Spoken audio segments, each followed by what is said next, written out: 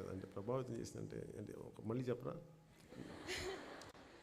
మీరు చాలా better and bitter situations కూడా ఫేస్ చేసి ఉంటారు కదా సార్ మీ లైఫ్లో. Better and bitter situations. Bitter okay. So వాటిలో మిమ్మల్ని ప్రభావితం చేసిన సంఘటన అనగానే మొట్టమొదటిగా మీకు ఏం గుర్తు? మంచి బెటరా బిటరా నాకు ఏదో ఒకటి కావాలి, అదా లేదా రెండునా? బెటర్ కన్నా బిటర్ సిచ్యువేషన్ మనకి మంచి ఎక్స్పీరియన్స్ ఇస్తుంది కాబట్టి. చేదు కదా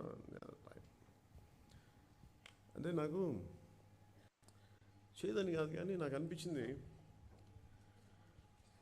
నేను బాగా చదవాలని కోరిక, నాకు చాలా చదువుకోవాలని కోరిక. నిన్న ఎవరితో మాట్లాడుతూ ఉంటే ఏవి మనకి ఎలా ప్రభావితం చేస్తాయి అని అనడానికి నేను చెప్పాను కదా నాకు పీయూసీ రాయలకు వచ్చేసానని చెప్పి. దానికి ముందు నాకు బాగా చదువుకోవాలని ఉండేది, అయిపోయాక ఇప్పుడైతే డిప్రెషన్ గురైపోయాను. అంటే నా ఫ్రెండ్స్ అందరూ కాలేజీకి వెళ్ళిపోతున్నారు, ఒకడు వైజాగ్ వెళ్ళిపోయి ఎంసీఏ మన డిగ్రీకి ఎంసీఏకి వెళ్ళిపోయాడు. నేను ఇంకా ఇలా కూర్చొని ఉన్నాను. అంటే మరి టీన్స్లో కానీ ప్రీ టీన్స్లో కానీ మన ఫ్రెండ్ ఒక సంవత్సరం 6 నెలల ముందుకు వెళ్ళిపోయి మనం చాలా వెనకబడిపోయిన ఫీలింగ్ ఉంటుంది. ఇప్పుడైతే నా 10 సంవత్సరాలు వెళ్ళిపోయిన సర్లే ఇంకా 10 సంవత్సరాలు అనుకుంటాం, కానీ అప్పుడు చాలా వెనక్కుండేది. నాకు అలా దిగులు పడిపోయి అప్పుడు ఇంటర్లో ఏదో అనుకుంటా ఉండి చాలా డిప్రెషన్కి వెళ్ళిపోయాను. అంటే పనికి వాళ్ళ జీవితం ఇంతే, నేను నేర్చుకోవాలంటే నాకు సరైన టీచర్ లేరు.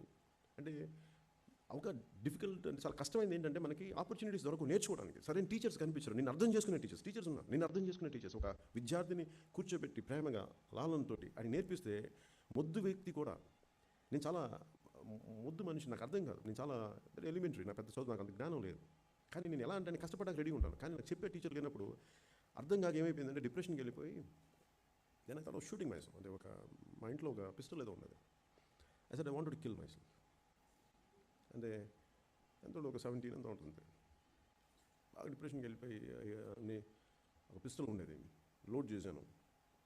మా ఇంట్లో వాళ్ళు ఎవరు బయటికి వెళ్ళిపోతే ఇక్కడ పెట్టుకుని కాల్చుకున్నాను. దట్ వాస్ మై పనికి మానోడిగా అయిపోతున్నాడు అనుకుంటా.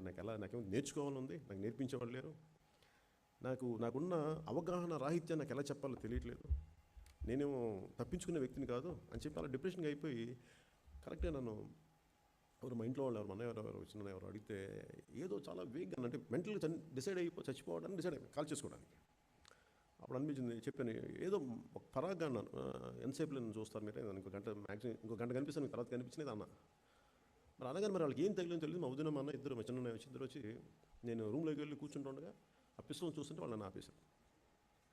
ఏం చేయబోతున్నావు అని. పాపం చాలా బాధపడిపోయారు. బాబు నువ్వు చదువుకుని బతుకుని ఫస్ట్ నువ్వు మిమ్మల్ని ఇబ్బంది పెట్టడం అంటే నాకు అనిపించింది. ఆ రోజు నాకు నిజంగా అనిపించింది ఆ క్షణం, అంటే ఆ ఫేస్ని చూసారా జరగక ముందు, అది నన్ను చాలా డిప్రెషన్ గురి చేసింది. నేను అనుకున్నాను అక్కడితో ఆగిపోద్దేమో అనుకున్నాను. దాన్ని అధిగమించాను ఆ రోజున అందరి సహకారంతో. కానీ మళ్ళీ అదే పరిస్థితి మళ్ళీ నాకు పంజా షూటింగ్లో చేస్తున్న మళ్ళీ వచ్చింది. అంటే ఈ రెండు నాకు అనిపించింది. కానీ ఈసారి నేను చాలా ఈజీ, నాకు ఎవరు చెప్పాల్సిన అవసరం లేదు. ఈసారి నేను అధిగమించాను.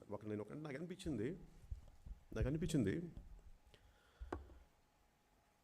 అంటే విలువలతో జీవితాన్ని బతికితే అన్నిటికీ సరైనోడు కాదంటే నాకు ఎలా ఉండేదంటే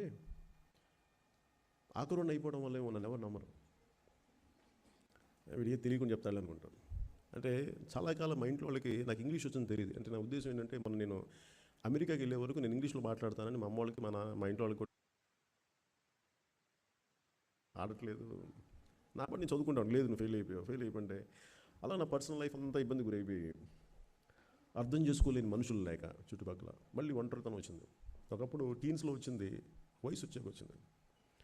అప్పుడు నాకు అనిపించింది ఈసారి పిస్టల్ ఏం లేదు కానీ తమిళనాడులో ఎక్కడ షూటింగ్ చేస్తూ ఉంటే ఒక గుడి దగ్గర చెట్టు ఉన్నాను, ఆ చెట్టు ఫోటోగ్రాఫ్ కూడా ఉంటుంది.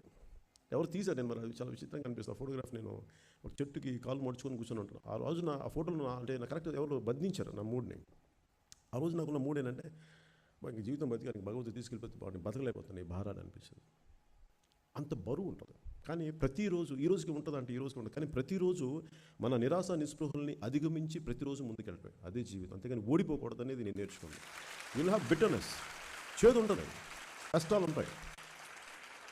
కష్టాలు ఉంటాయి, ఇబ్బందులు ఉంటాయి, భయం వేస్తుంది. ఇంకొక ఇన్సిడెంట్ పాలిటిక్స్కి వచ్చాక ఒక రోజున